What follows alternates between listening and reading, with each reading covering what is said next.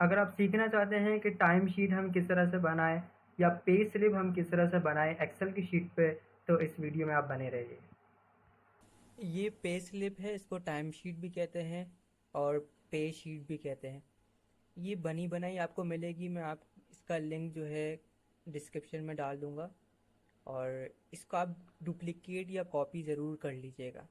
ठीक है, यहाँ से मे का कॉपी कर लीजिएगा, डुप्लीकेट कर लीजिएगा और उसको अपने पास सेव कर लीजिएगा और अपने पास ही सेव रखिएगा। बैच जो है आपको यहाँ पर लिखना है, जोन से बैच में काम हो रहा हो।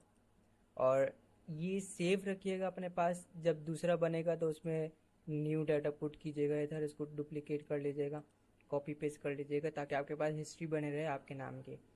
और इसमें कुछ चीज़ें हैं, ये डिटेल वाली है। ठीक है, आप अगर सिर्फ बैच का नंबर, बैच का सीरियल नंबर और नंबर ऑफ एंट्रीज लिख कर सेंड कर दें तो वो उससे भी काम चल जाएगा। लेकिन ये बिल्कुल डिटेल है कि आपने उसमें टाइम मेंशन है, वर्किंग आवर्स मेंशन है, रेशियो मेंशन है, बैच मेंशन है, सब चीज़ मेंशन है। तो ये ज़्यादा अच्छी बात है कि आप अगर इसको फॉलो करें तो इसमें कुछ चीज़ें मैंने मेंशन की है जो आपको एक्सप्लेन कर देता हूँ। देखें, यहाँ पे प्रॉपर्टी डाटा एंट्री का हेडिंग आ गया।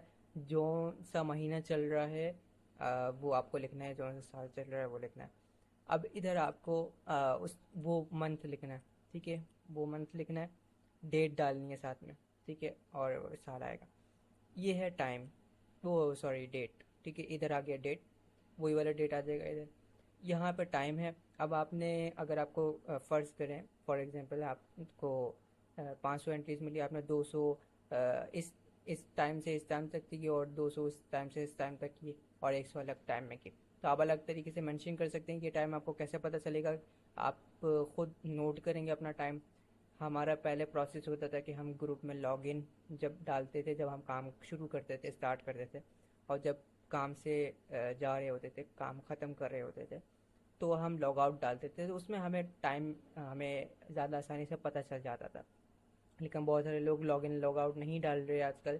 तो वो अपने अंदाजे से इसमें लिख सकते हैं कि मैं इस टाइम पे इस टाइम से इस टाइम तक बैठा था पहले, और फिर उसके बाद इस टाइम से इस टाइम तक बैठा, और उसके बाद सो ऑन जो भी चला। और उसमें बीच में कितना घंटा आया वो इधर आप लिख सकते हैं, और कितना घंटा आया कितना मिनट आया इधर लिख सकते हैं, और टोटल जो है वो बिल्कुल लास्ट में लिख दें। उसके बाद आके बाद टास्क का एक कॉलम है। टास्क में आपको नंबर ऑफ एंट्रीज लिखनी है, कितनी एंट्रीज है, और सीरियल नंबर्स का मेंशन करना है। इसमें बैच मेंशन नहीं करना, बैच आपको एक बार यहाँ पे मेंशन करना है बस। ठीक है, और सीरियल नंबर मेंशन करना है, नंबर ऑफ एंट्रीज मेंशन करनी है यहाँ पर इस कॉलम में। वर्किंग आवर्स इधर लिख दिए, टास्क यहाँ पे लिख दिया। रेशियो, रेशियो जो है वो ये है कि आपको कितनी एंट्रीज आपने की और उस पर एंट्री पे आपको कितना मिल रहा है। ठीक है, स्टार डाल के मल्टीप्लाई डाल के आप इस तरह से लिख सकते हैं रेशियो। फिर उसको मल्टीप्लाई करके आप यहाँ पे लिख देंगे पेमेंट, और उसी को कॉपी पेस्ट कर देंगे टोटल पेमेंट में। अब मैंने इसमें फार्मूला क्यों नहीं लगाया, फार्मूला मैं इधर लगा सकता था कि सारी चीज़ें एक साथ कॉपी होगी और यहाँ पे पेस्ट हो जाएगी टोटल। ठीक है, प्लस का फार्मूला लगेगा, लेकिन मैंने नहीं लगाया क्योंकि ये ज़्यादा कम हो सकता है। आपके कॉलम्स ज़्यादा भी बन सकते हैं, आपके कॉलम्स कम भी बन सकते हैं, आपके नंबर ऑफ़ एंट्रीज़ के ऊपर है कि आपने एक शीट पे कितनी एंट्रीज़ की है। तो इसलिए फार्मूला आगे पीछे हो जाता है, इसलिए मैंने नहीं लगाया फार्मूला। अब देख लेते हैं। ये देखिए, जितने कॉलम आप करेंगे उतने ही कॉलम ये भरेंगे। अब इससे ज़्यादा भी हो सकता है, इससे कम भी हो सकता है। ठीक है, बिल्कुल बेसिक चीज़ मैंने समझा दी। अब नीचे यहाँ पे आपको अपना नाम लिखना है, यहाँ पे आपको टोटल वर्किंग आवर्स लिखने हैं, जो ये सारा टोटल करके यहाँ पे लिख देना है। टास्क जो है वो total entries, number of entries यहाँ पे लिख देनी है। पेंडिंग वो है कि अगर आपकी कुछ पिछली पेमेंट अगर रहती है तो लिखना है, वरना इसको स्किप कर दें। टोटल पेमेंट यहाँ पे लिख दें। अकाउंट कौन सा इस्तेमाल करें, इजी पैसा या फिर बैंक, जो भी है उसका नाम लिख दें, और अकाउंट नंबर यहाँ पे लिख दें। बस ये अ, इतनी सी बात है। ठीक है, होप कि आपको समझ आ गया होगा।